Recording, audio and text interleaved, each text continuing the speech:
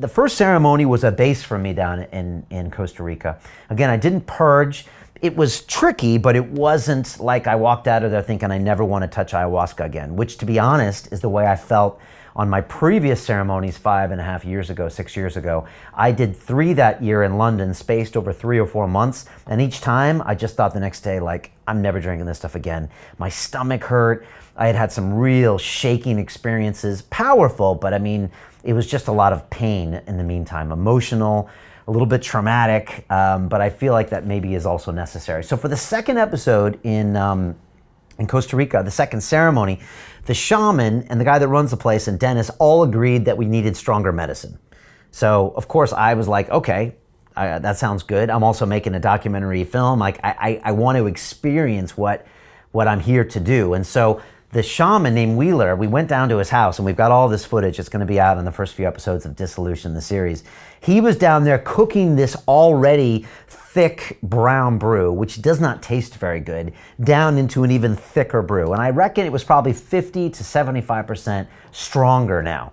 And so on the next ceremony, he had 2 bottles, one with the extra strong stuff. So I took a full dose of the extra strong stuff. So did Dennis, and then so did a couple other people that were drinking that night. But most people opted to stick with the normal stuff. And I sat back and had the most profound experience of my entire life. It was slow to set, but after it happened, I was really in a lot of physical pain, trauma. The medicine was going through my body. I was feeling tormented. I was feeling like I was barely making it. At the same time, the shaman is reciting these beautiful icaros in some native language that I don't know. And I felt like he was saying to me, oh yeah, you want the strong stuff? Well, I'm going to give you the strong stuff. And ayahuasca was saying, oh yeah, you want the strong stuff? This is how powerful I am.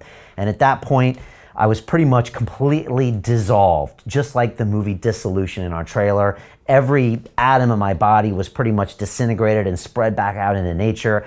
I died. It was in a painful moment. And I thought, wow, this movie isn't really about ego dissolution. It's about death. That's what I thought. It's really about death.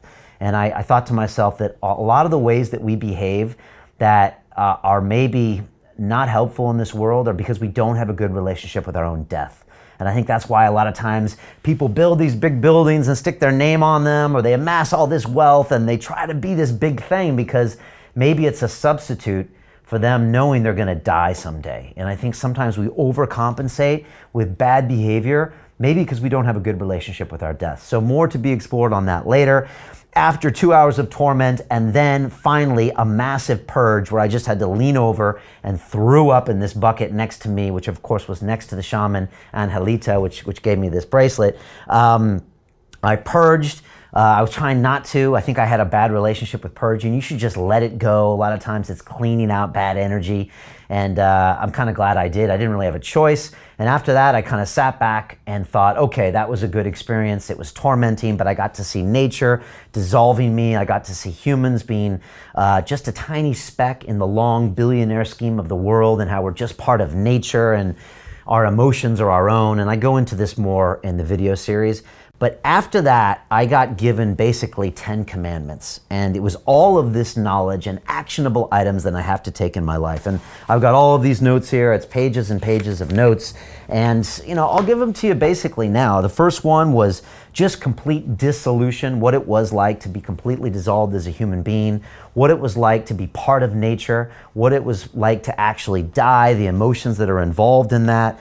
The whole cycle of life that you see in Gaia, whether it's animals eating animals and plants decaying into insects, and how, in fact, a human death is not really significant, only in our mind. And we're just part of this entire ecosystem that just keeps going and going.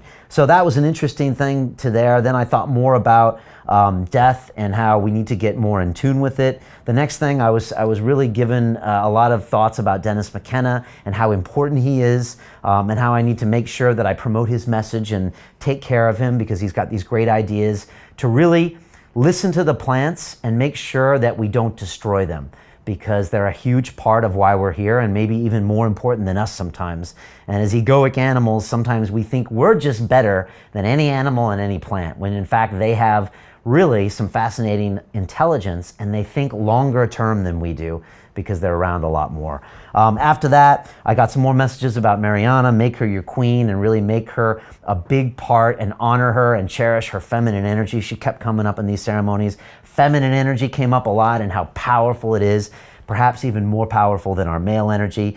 Next, it was build the family structure, and I got a lot of visions on building a family crest for the Rose family and having all of my children involved in that and actually creating it and making it and putting it in cast iron and really getting some family values and family practices that give us pride as a family, something I never really had as a kid. Next, I got told to invest in my stepdaughter, Gabby, and not let her go. She's 14 years old, and I need to make sure that I'm more of a part of her life and just take the time out.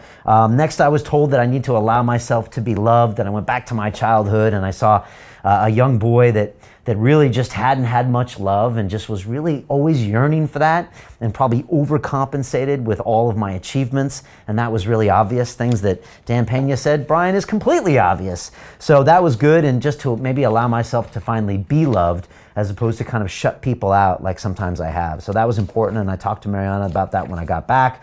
The next thing was to step up really and be a voice and to put my opinions out there. And the medicine said, Brian, become the king. That's what it said. And I think we all need to become the king in our own lives and put our best foot forward and have the best discipline and put our ideas out there and try to change the world. And it said, Brian, you got to start doing that now. It's great to have conversations on your show, but you need to really talk about your ideas and put them out there and change more lives. And honestly, that's one of the reasons I'm here talking to you right now, because I want to be more proactive in doing that. So that was really powerful. And at one point towards the end of the ceremony, they brought me up for a private Icaro in front of the shaman. It was in front of everyone else, and I'm lying there in front of him, and the medicine was like, be the king, be the king. And I was just like, ah, it was really powerful stuff. And it really hit home. So I got to make sure that I proactively do that, because sometimes I can be the one that puts other people in the foreground, and that's really important too, but I want to talk about more of my ideas. So that's going to be coming more soon.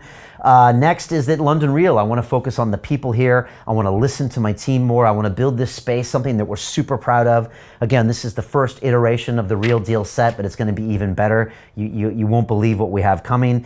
And to really celebrate now, practice abundance, and just really make sure we enjoy every day here, because we're doing incredible work. We have incredible people, and just make it all happen. So that's what some of the other lessons. I also got a few more lessons of just what we need to do out there about pushing our media and to build the brand and just to pay attention to human emotions, and try to experience all those emotions on a regular basis and just really believe in this human clan that we have here and always pay it forward to the next person. So those were some of the lessons I got. I know that's a lot of stuff. My third ceremony, honestly, I barely made it in there because I really got a thrashing. That second ceremony was like 7 hours. I felt like I died maybe 20 different times, but the lessons I got at the end were worth it. I'm telling you, I probably would have paid millions of dollars to get those lessons. People could live their entire life without ever seeing a revelation like that.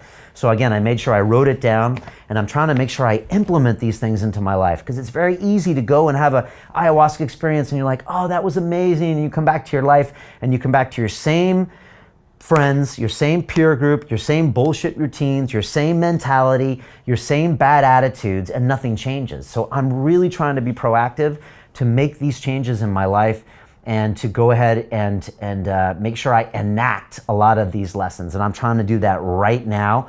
And it's hard to do, but that's what we're up to right now. So that was really my experience at Soltara.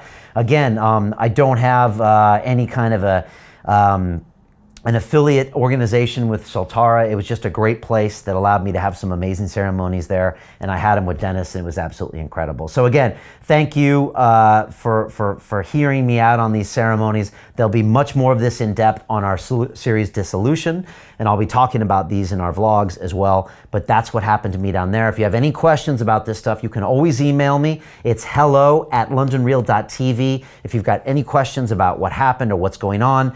And again, if you want to contact me, it's Brian, B-R-I-A-N, @londonreal.tv, and I can give you some more thoughts on this. Again, if you're curious about ayahuasca, do the research. I would say make sure you're informed, make sure that you don't have any strong mental issues, make sure you're not on any antidepressants, and then go and explore. I must say it was one of the most profound experiences of my life, also emotionally draining and painful, And I need to not do that for a little while, but I hopefully will go back in within the next year, and I hope you do the same.